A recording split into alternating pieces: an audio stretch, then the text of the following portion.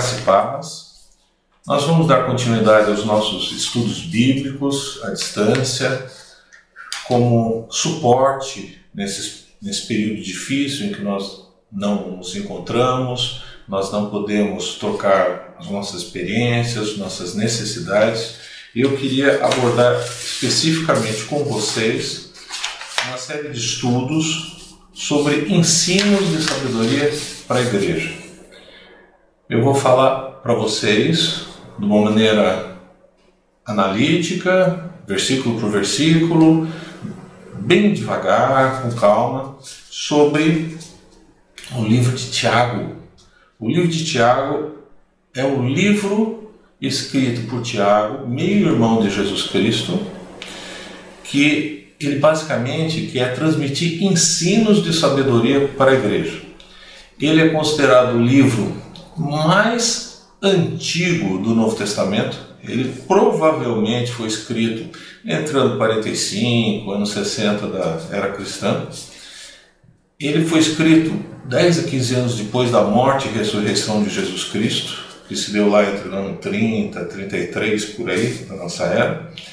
E é muito interessante, por quê? Porque a grande preocupação dele é de transmitir sabedoria para os cristãos de uma comunidade que está se iniciando, de uma igreja que está se formando, a Igreja de Jesus Cristo. E ele é um pouco diferente dos outros livros de sabedoria. Então a gente tem os livros básicos de sabedoria do Antigo Testamento, que são o livro de Provérbios, parte do livro de Salmos, Eclesiastes, que são livros para ensinar como a pessoa deve agir na sua vida prática. Porque sempre a Escritura tem um tripé, sempre você vai analisar a Escritura com um tripé. Primeira, salvação. A mensagem mais importante das Escrituras é salvação.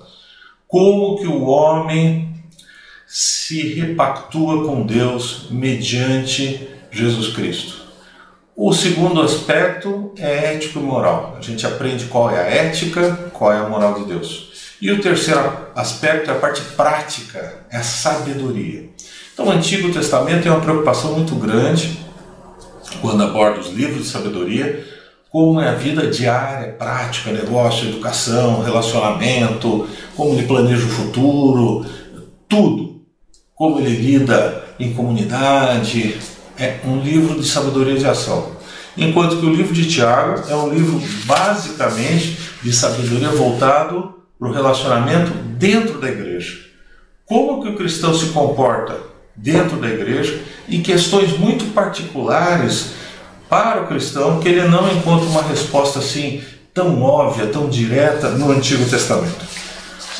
Como eu já comentei com vocês, o livro de Tiago ele foi escrito pelo meio-irmão de Jesus Cristo. Então eu gostaria que, antes da gente entrar no livro de Tiago, abrissem comigo em Mateus, Evangelho de Mateus, capítulo 13, versículos 55 a 57. Eu vou fazer a leitura rápida só para situar vocês. Não é este o filho do carpinteiro? Está se referindo a Jesus Cristo, porque José era um carpinteiro também. E não se chama sua mãe Maria?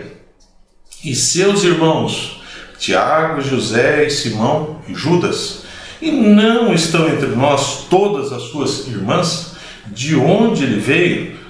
Pois tudo isto, eles estão questionando a sabedoria, como Jesus falava, eles estão menosprezando a mensagem de Jesus Cristo como mestre das Escrituras. E escandalizavam-se nele. Jesus, porém, lhes disse: não há profeta sem honra, a não ser na sua pátria e na sua casa. Então a gente considera que Tiago, meio-irmão de Jesus Cristo teve irmãos e irmãs, como era de se esperar normalmente. O nascimento de Jesus Cristo, ele é o nascimento milagroso. Maria se vê como adolescente, em torno de 16 anos, grávida pelo Espírito Santo, mas isso não é o tema de hoje. Tiago é uma pessoa marcante no princípio da igreja.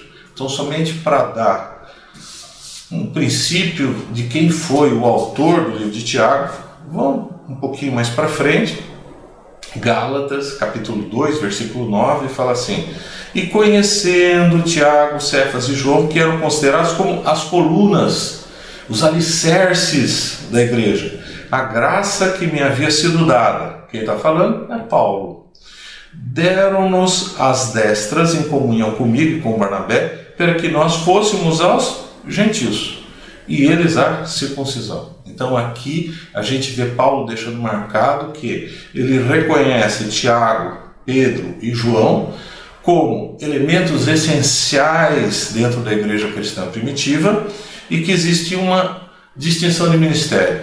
Enquanto que ele, junto com Barnabé, ia aos gentios, porque todos eles eram judeus, mas Paulo tinha uma grande vantagem: ele conhecia a filosofia, ele conhecia o pensamento não judaico e ele era cidadão romano, então ele tinha passaporte de livre circulação. E ele tem um ministério, ele é chamado para pregar o evangelho aos gentios. Gentios significam aqueles que não são judeus, enquanto que os outros três tinham um ministério específico para os judeus, ou seja, os da circuncisão. Tiago era considerado uma autoridade em Jerusalém dentro da igreja, um dos apóstolos da igreja primitiva. Atos 15:13 fala assim: e havendo eles calado, tomou Tiago a palavra, dizendo: homens, irmãos, ouvi-me. Ele teve a palavra porque ele era importante. Tiago, ele vai trazer uma mensagem específica de sabedoria para a igreja. E ele começa de uma maneira interessante. Nós vamos usar uma versão que é a Nova Almeida Atualizada. Eu costumo usar corrigida. Em particular, esse primeiro capítulo ele tem algumas dificuldades de tradução que você vai perceber. Algumas palavras em grego têm 2 ou 3 sentidos e alguns deles são totalmente diferentes. Quem fez a tradução da corrigida tinha uma boa vontade, mas há 40, 50 anos atrás, algumas coisas ainda não eram tão conhecidas em termos de tradução do grego. Então eu vou usar essa versão, Nova Almeida Atualizada, que ela é mais recente, ela é de 2017 e já incorporou algumas coisas novas. Começa assim: Tiago, ele se identifica, servo de Deus e do Senhor Jesus Cristo, as 12 tribos que se encontram na diáspora, ou na dispersão, ou fora daqui, ou em tudo quanto é canto. Saudações. Algumas pessoas entendem que essa carta é uma carta só para judeu. Não tem sentido isso. Por quê? Porque ele usa uma palavra, 12 tribos, que significa universalidade. Nessa época, as tribos de Israel eram consideradas como representativas somente de 3 tribos. Por que isso? Porque existiu um processo de divisão de Israel. Israel foi dividido em Reino do Norte e Reino do Sul. Essa divisão que ocorreu separou as tribos. Essas tribos foram separadas. E como que elas ficaram separadas? O Reino do Sul ficou basicamente com 2 tribos e mais uma. O Reino do Sul, ele ficou separado em Judá e Benjamim, e a tribo de Levi, que estava no Reino do Sul e do Reino do Norte. Para quem não entendeu nada, eu vou fazer uma parte. O Reino do Norte e Reino do Sul foi uma divisão que ocorreu em Israel. Israel era unido, Davi é o grande expansor do reino, do ponto de vista militar. Depois a gente tem Salomão, que é o grande negociante, o grande político, aquele que organiza o Estado, que faz tudo, que cobra impostos, que faz estradas. Ele é um comerciante, ele é um sábio e ele organiza o Estado, além de simplesmente ter fronteiras militares. O problema é que quando ele morre, o que acontece? O filho dele, Roboão, isso você vai encontrar em 1 Reis capítulo 12, ele começa muito mal. ele começa exigindo coisas a mais de todo Israel. E aí ele promove uma divisão do reino.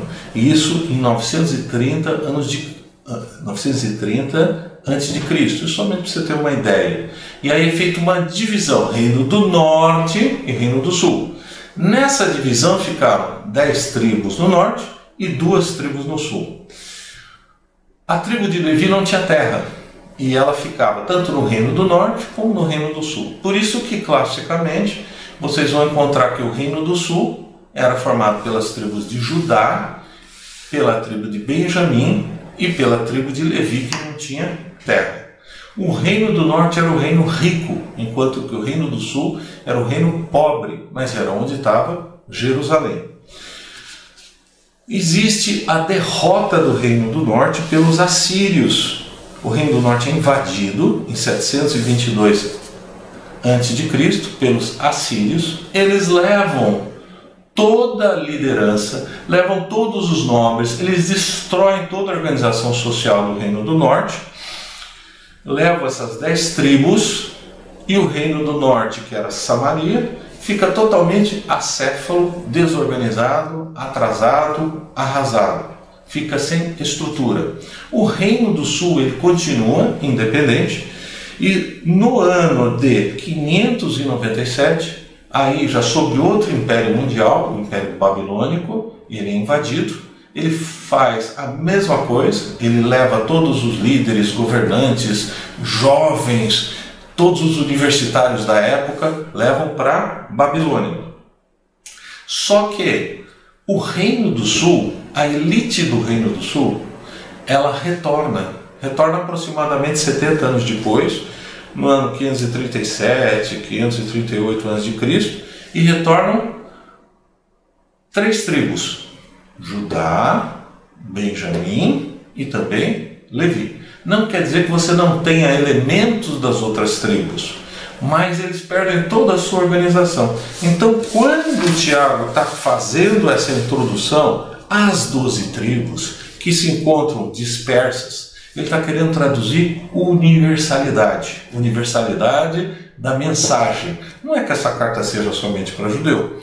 Existem cartas que são inicialmente específicas. Paulo escreveu para a igreja que se reunia na Galácia. Paulo escreveu para a igreja que se reunia em Éfeso. E Tiago não, é uma carta universal para todas as igrejas em todo o tempo. E isso dá uma marca muito importante. Agora continue comigo. Versículo 2: Meus irmãos, tenham por motivo de grande alegria o fato de passarem por várias provações, dificuldades, tentações, confusões na sua vida. Aí a gente tem um problema que a corrigida traduz por motivo de grande alegria o fato de cair em várias tentações. Não tem muito sentido essa tradução. Então a tradução de deixar para trás, de vencer a provação, é muito melhor. Sabendo que a provação da fé que vocês têm produz perseverança. O que é perseverança? Persistência. Quando você vence uma dificuldade, você cresce na sua fé. Você aumenta a sua fé. Você tem a certeza que Deus acompanhou você. E fé, o sentido mais profundo, bíblico, é dependência total e restrita de Deus. Nesse sentido, a gente fica alegre, fica contente porque a gente venceu a provação. Não porque a gente caiu numa provação e nem pela aprovação. A gente fica contente quando passou um grande problema. E Tiago está deixando bem claro para a gente, quando a gente vence um problema, uma dificuldade, um mal, uma grande confusão na nossa vida, nós crescemos, nós temos a nossa fé provada, nós temos uma confirmação da persistência em Deus e em Jesus. O versículo 4, ele fala: ora, a perseverança, ou a persistência, ou até vou falar a teimosia, o verdadeiro cristão ele é teimoso na fé, ele persiste na fé, ele está com Deus e não abre, pode acontecer o que for.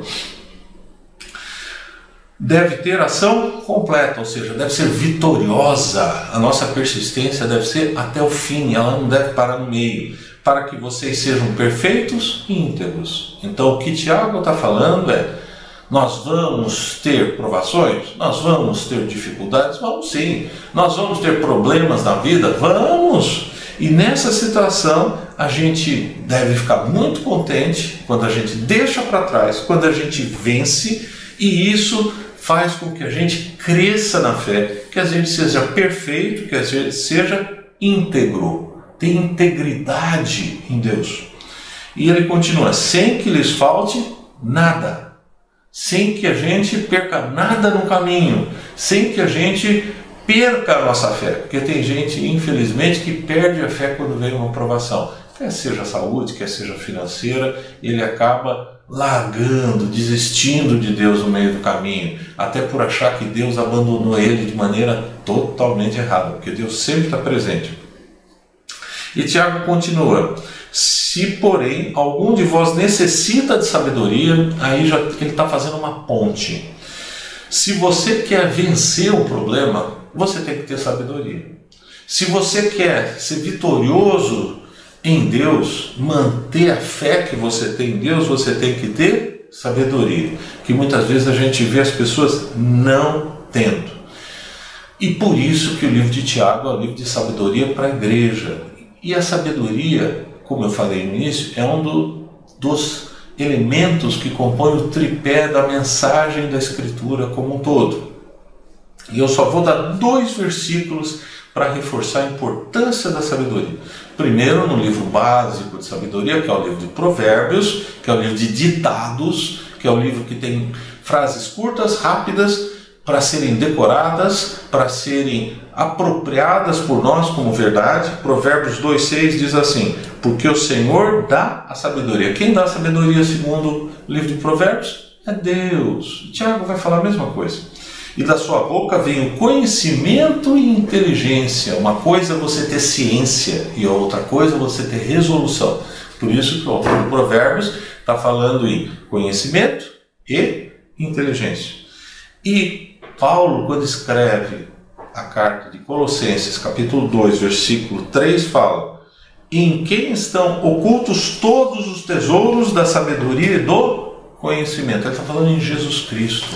Então, tanta palavra de Deus, ela nos ensina, como quando a gente ora com Jesus, quando a gente ora para Deus, Ele vai ministrando progressivamente a sabedoria dele em nossas vidas. Então a sabedoria é uma coisa essencial na vida do cristão. Por isso que ele fala: se porém algum de vós necessita de sabedoria. Ele faz, no pensamento tipicamente judaico, ele faz uma correlação. Se você quer deixar para trás um problema, se você quer ser vitorioso, você tem que ter sabedoria.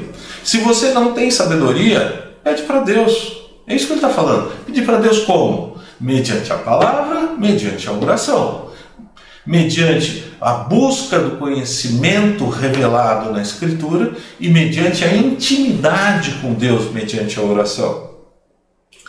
E ele continua: que a todos dá com generosidade. O que ele dá? Sabedoria. Então, a gente vive uma série de heresias dentro do cristianismo, sempre teve, não tem novidade nenhuma, coisa mais antiga que tem heresia. Uma das heresias é que somente algumas pessoas são iluminadas e têm conhecimento especial de Deus e são apóstolos, profetas. Bobagem. Tiago está falando o quê? Peça a quem? A Deus, não ao apóstolo, a apóstola, a missionária, nada. Você pede para Deus, que a todos, não é a alguns, dá com generosidade, abundância e sem reprovação. Ou seja, aqui eu vou dar uma outra tradução um pouco mais fácil: sem pedir nada em troca, tá? Porque hoje a gente vê quem que é a bênção de 500, quem que é a bênção de 1000, quem que é a bênção de 50.000. Opa, se seu negócio está mal, dá dinheiro para Deus que Ele vai responder. Não tem nada disso. Tiago está deixando bem claro que a todos dá com generosidade e sem reprovação, sem pedir nada em troca, sem exigência nenhuma. Ele não faz exigência nenhuma. Deus não é balcão de negócios para sabedoria. Deus não é balcão de negócios para salvação. Deus é amor nas nossas vidas. E ele ainda fala assim, e ela lhe será fé em Deus, sabedoria mediante a Escritura e a oração. E buscar os irmãos, é óbvio, mas buscar irmãos fiéis, buscar irmãos que sejam bons conselheiros, buscar irmãos que consigam te trazer alguma novidade. Você não vai buscar um irmão que você sabe que ele vai responder o que você quer, ou buscar irmão que só vai arrumar encrenca, porque infelizmente isso também acontece. E ele fala outra coisa. Peça, porém, com fé. O que é fé? Dependência total de Deus, irrestrita. Eu dependo de Deus, eu estou pedindo com Deus, eu sei que Deus participa da minha vida, eu sei que a minha oração não vai ficar sem resposta. E orar é falar com Deus. Não pense que alcançará do Senhor alguma coisa se não tiver fé. Vamos ler o versículo desde o começo. Peça, porém, com fé, em nada duvidando. Você pode desafiar Deus, mas você não pode duvidar de Deus. São coisas diferentes. Você pode pôr Deus à prova? Pode. Imagina. Deus se agrada quando a gente põe Ele em prova. Deus se agrada quando a gente conversa com Ele. Deus se agrada quando a gente coloca tudo nas mãos dEle. Peça, porém, com fé e nada duvidando, pois o que duvida é semelhante à onda do mar impelida, agitada pelo vento. O que ele quer dizer com isso? Que é passageiro, que não dura muito, já foi embora. Então, muitas vezes a pessoa perde um negócio para outro, até esquece. Por quê? Porque não está nem aí. Tem gente que olha para Deus e vai buscar outra solução rapidinho, não espera nem que Deus ligue o computador para te dar a resposta. Ele fez a pergunta e já sai para ele mesmo resolver. Peça, porém, com fé e nada duvidando, pois o que duvida é semelhante à onda do mar, impelida, agitada pelo vento. Que uma pessoa dessas não pense que alcançará do Senhor alguma coisa, sendo indecisa, inconstante em todos os seus caminhos. Está dizendo que essa pessoa não tem firmeza nas atitudes dela. Que essa pessoa uma hora faz uma coisa, outra hora faz outra. Ela fica pulando o tempo inteiro. Não é uma pessoa de caráter. Aqui ele está falando do caráter da pessoa com Deus. Eu tenho um caráter com Deus. Eu tenho meu caráter manifestado. Eu tenho minhas posições. Não quer dizer que eu sou um cabeça dura, mas eu tenho algo para caminhar em frente e eu sei que Deus está comigo.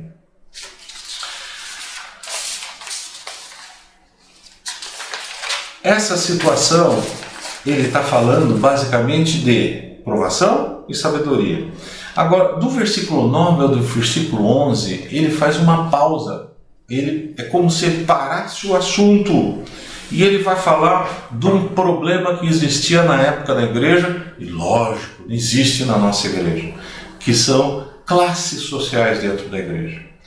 Ele está descrevendo, já na visão dele imediata, na comunidade dele, em Jerusalém, porque o que tudo indica, ele ficou na região de Jerusalém, no Reino do Sul, em Judá, mas ele está escrevendo para as outras igrejas, cuidado, porque você vai ter pessoas de classes sociais, de níveis sociais diferentes. E ele fala, versículo 9 até 11, isso é como se ele estivesse fazendo um discurso. Discurso é, eu estou no meio de um assunto, eu dou uma paradinha porque eu me lembrei de alguma coisa. E se ele lembrou de alguma coisa, isso é importante. Se o Espírito Santo falou para ele colocar, a gente tem que ler e entender.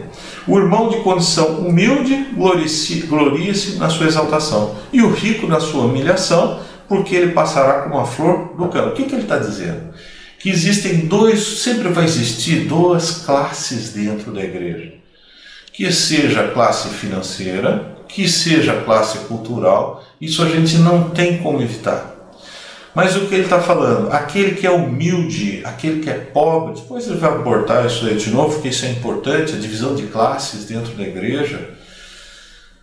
Ele deve se gloriar. Por quê? Na exaltação dele ter sido elevado da condição de pobre espiritualmente para rico espiritualmente. E o rico, por quê? Porque ele teve que se humilhar aos pés de Jesus. Então, essa comparação que ele faz é tipicamente judaica, de colocar os opostos.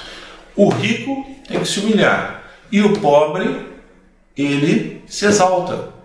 São dois aspectos que convivem, é o paradoxo da igreja. Rico e pobre convivendo. Um porque se exalta pela salvação, um porque Deus elevou ele, e o rico porque ele tem que se humilhar para entender que ele precisa de Deus. Ele faz um excurso, ele faz um parênteses na mensagem principal, que é o cristão que passa por provação, o cristão que precisa de sabedoria, que o cristão tem que ficar muito contente quando ele deixa para trás a provação, que ele cresce espiritualmente, ele se aproxima mais de Deus, ele cresce na dependência de Deus.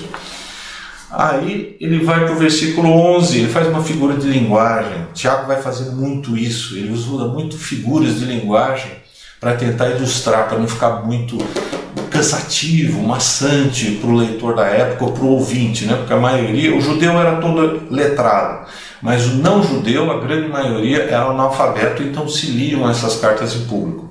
Porque o sol se levanta com seu calor ardente, a planta seca, a sua flor cai, e a formosura do seu aspecto desaparece. Assim também o rico murchará em seus caminhos. Ele está dizendo, o sol aqui é Deus, é Jesus Cristo, a salvação, a glória de Deus se manifesta, e toda a riqueza que o homem poderia considerar importante, aos pés da cruz, ela é passageira, porque ele ganha a eternidade. Então ele está fazendo fique esperto, escuta o que eu estou falando, cuidado, porque sempre vai existir rico e pobre, nível superior, nível inferior, em qualquer situação. Não tem jeito. Isso faz parte da humanidade. Deus conhece as limitações da humanidade. E aí ele volta para o nosso assunto, que é provação, vitória da provação e necessidade de sabedoria, e a sabedoria de Deus.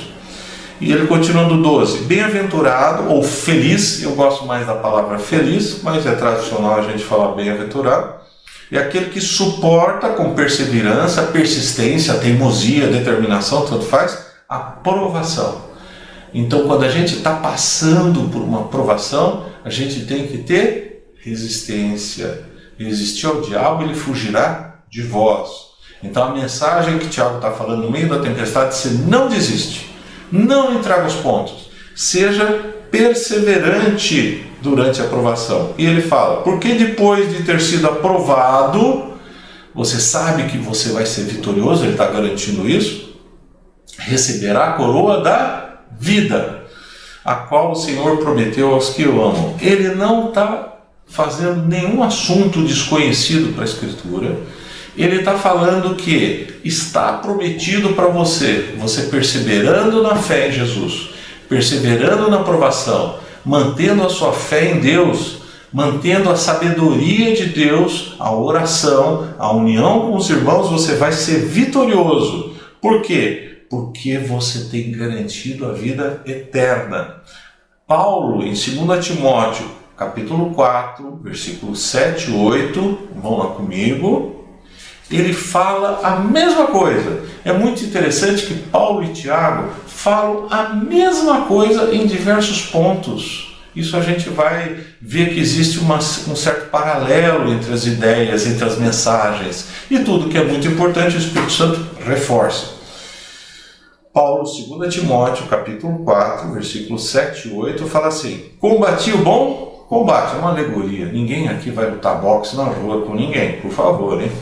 Completei a carreira, o caminho, completei a minha vida, a minha existência, guardei a fé. Paulo fala que o grande mérito dele foi guardar a fé. Ele não perdeu a fé, ele não largou a fé em Deus. Existem pessoas que passam por crise de fé, depressões de fé, até certo ponto é natural, mas essa pessoa é restabelecida, e isso muitas vezes é o ministério dos irmãos, fortalecer a fé de irmãos que estão passando por dificuldade. Nessa época complicada, até um telefonema, um WhatsApp, coisa do gênero, tem que ser feito. E Paulo está falando, desde agora, ele já está falando antes, aqui quando ele escreve para Timóteo, ele sabe que ele vai ser morto, que ele vai morrer, que ele vai morrer e ressuscitar. Esse é o tema dele também. Desde agora me está guardada a coroa da justiça, a ideia de prêmio, realeza, identificação externa, de nobreza que Deus dá.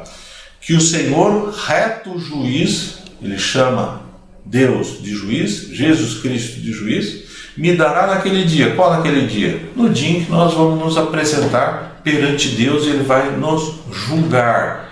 Paulo fala um monte de coisa ao mesmo tempo. Ele não é tão fácil quanto o Tiago. E não somente a mim, mas também a todos os que amam a sua vinda. O verdadeiro cristão, ele espera a segunda vinda de Jesus.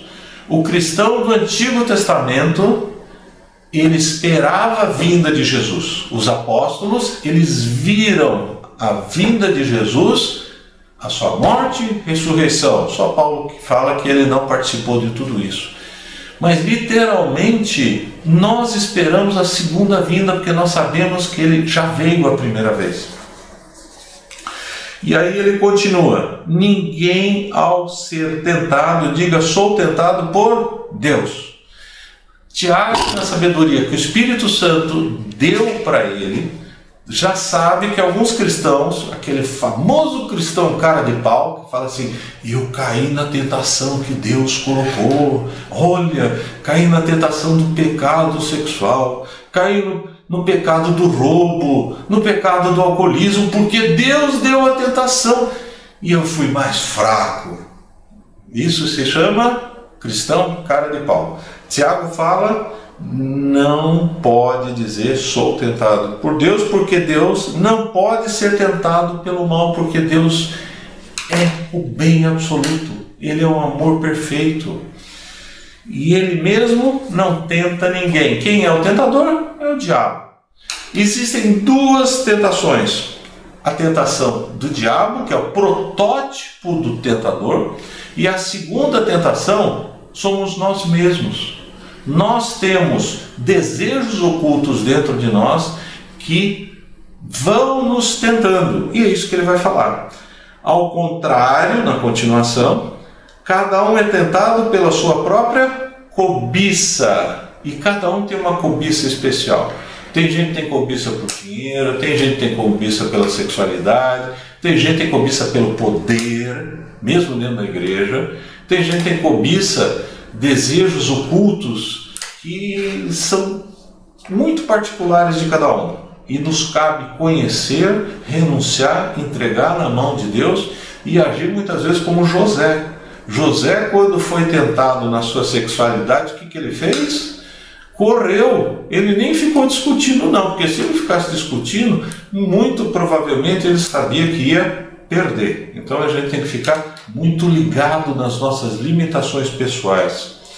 Ao contrário, cada um é tentado pela sua própria cobiça, quando esta o atrai e o seduz. A gente é seduzido por coisas que nos agradam. Tem gente que pesa 150 quilos e fala assim, não, mas eu não sei por que eu como. Come porque gosta. Come porque faz bem comer para ela e prejudica a saúde. Tem alcoólatra que bebe por quê? Porque gosta da bebida. O viciado em drogas, o grande bobagem que o pessoal fala assim, a droga te faz mal. Não, droga faz um bem lascado naquela hora para quem está usando a droga. Só que destrói a pessoa, tira a vontade dela, acaba com a família, morre logo. Então, a gente tem que identificar muitas vezes o mal que está dentro de nós, porque nós vamos ser tentados por nós mesmos. Existe o tentador e existe o mal oculto dentro de nós. É isso que Tiago está falando. E que muitas vezes deixa de ser tão oculto assim. Então a cobiça, depois de haver concebido, dá à luz o pecado. E o pecado, uma vez consumado, gera a morte. O que ele está dizendo aqui? Que existe uma progressão no pecado. Salmo 1 fala a mesma coisa. Salmo primeiro, ele aborda a progressão do pecado. Muitas vezes a gente esquece isso, a gente esquece e fala assim, não, mas o pecado, pequei porque de repente... Olha, pecado não é de repente. Pecado tem uma progressão na sua elaboração, no seu resultado e no desastre que ele acarreta. Então ele está dizendo exatamente isso. Ele está comparando a um parto. Então a cobiça, o desejo íntimo que você tem, que você mesmo sabe que é errado, depois de haver concebido, gestacionado, é isso que ele está falando, ele desenvolve dentro de você, dá à luz o pecado, e o pecado, uma vez consumado, gera a morte. O que ele está criando? Não é que você vai morrer por causa disso. A morte aqui é uma morte espiritual, um processo de separação com Deus, se você não ficar esperto, ligado, atento a essa situação. Salmo 1, dá uma olhadinha lá depois, ele fala também da progressão do pecado. Ele fala a ideia de andar, parar e se assentar para o pecado. Então o pecado ele tem uma progressão, existe uma consequência do pecado. E o pessoal fala assim, existe diferença de pecadinho e pecadão? Existe, um tem tio, outro não tem. Mas o grande problema é o resultado do pecado. Existe diferença do pecado.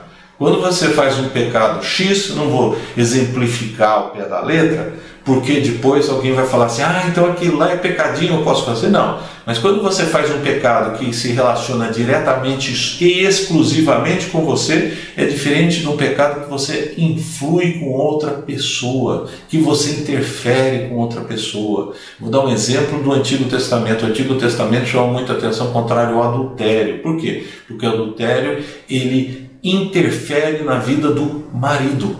Então essa situação, existem consequências diferentes do pecado. Quanto mais pessoas, quanto mais vidas você interferir no seu pecado, pior é o pecado na sua consequência. Pecado é uma progressão do íntimo, da ideia, da gestação, da concepção e, por fim, a ação.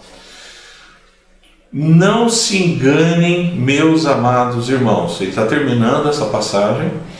Toda boa dádiva e todo dom perfeito vem lá do alto, descendo do Pai das luzes, em que não pode existir variação ou sombra de mudança. Então, quem cai, quem peca, quem erra, quem faz um ato que se afasta de Deus, em nenhum momento pode falar que Deus é o responsável. E ele deixa bem claro uma coisa, que Deus é imutável, Deus não tem sombra de mudança. Algumas igrejas, inclusive batistas, adotaram mais uma heresia da moda, que é a famosa teologia do processo, que Deus é mutável no tempo, e agora nesse tempo ele transmitiu a mordomia total para o homem, que ele não é mais soberano e que ele não mais é mordomo em tempo integral. Bobagem. Tiago está falando em que não pode existir variação ou sombra de mudança. Para combater heresia, nada melhor do que a própria Escritura. João, quando ele fala do cristão, ele fala que o cristão, infelizmente, tem potencial de pecaminosidade. Tiago aqui está descrevendo, não é o foco dele. O foco dele é falar que nós somos felizes, bem-aventurados, quando a gente deixa uma provação para trás. E ele está abordando argumentos específicos, necessidade de sabedoria, necessidade de fé, que Deus não age pelo mal. Aqui a preocupação que ele está dando é a desculpa das pessoas que falam que Deus é quem colocou a provação, e ele está falando que não, que a provação, que o mal vem da própria pessoa, nesse foco que ele está dando, e que o pecado ele é progressivo, assim como o salmista fala. E eu gostaria só para terminar, 1 João, primeiro capítulo, versículo 8, Ele acabou de falar no versículo 7 que nós temos que andar na luz, e no versículo 8 ele diz: se dissermos que não temos pecado nenhum, enganamo-nos a nós mesmos e a verdade não está em nós. Então todos nós temos pecado, porque nós temos uma natureza pecaminosa. Esse é o ensino da Escritura. No versículo 9, ele é fiel e justo para nos perdoar. Ele perdoa qualquer pecado e nos purificar de toda injustiça. Ele é o purificador. Se dissermos que não temos cometido pecado, fazemo-lo mentiroso e sua palavra não está em nós. Então, e ele continua no capítulo 2, versículo 1, vou continuar rapidinho. Meus filhinhos, estas coisas vos escrevo para que não pequeis. A finalidade de toda a mensagem da Escritura é que nós não pequemos, no aspecto ético e moral da Escritura. Mas se alguém pecar, pode pecar? Pode. Nós não somos perfeitos. Temos um advogado para com o Pai, Jesus Cristo, o justo. Ele está de plantão 7 dias na semana. Ele não tira folga. Ele é a propiciação dos nossos pecados, e não somente pelos nossos, mas também pelos de todo mundo. Não quer dizer que ele perdoa o mundo inteiro. Cuidado, ele está fazendo aqui. Ele é um advogado, ele tem a capacidade de perdoar tanto que ele perdoaria o mundo inteiro. Mas é óbvio que isso não é ideia do universalismo. Não quer dizer que o mundo está salvo. Só é salvo aquele que reconhece Jesus como Senhor e Salvador. Esse é o primeiro estudo no livro de Tiago. Se Deus permitir, nós vamos continuar assim, bem tranquilo, bem devagar, com calma, abordando. Se você não entendeu alguma coisa, reveja essa apresentação. Eu espero ter traduzido algumas coisas que são mais difíceis de entender, muitas vezes não pela linguagem de Tiago, mas até por problemas de tentar fazer uma tradução que seja mais fiel. E eu queria deixar para vocês essa mensagem: você é vitorioso em Jesus. Mesmo que você está passando por alguma provação, saiba que você vai deixá-la para trás. E você vai crescer na fé e dependência e vai de Deus e ajudar outras pessoas com o mesmo problema e talvez até maiores. Graça e paz a vocês e novamente, vitória em Jesus.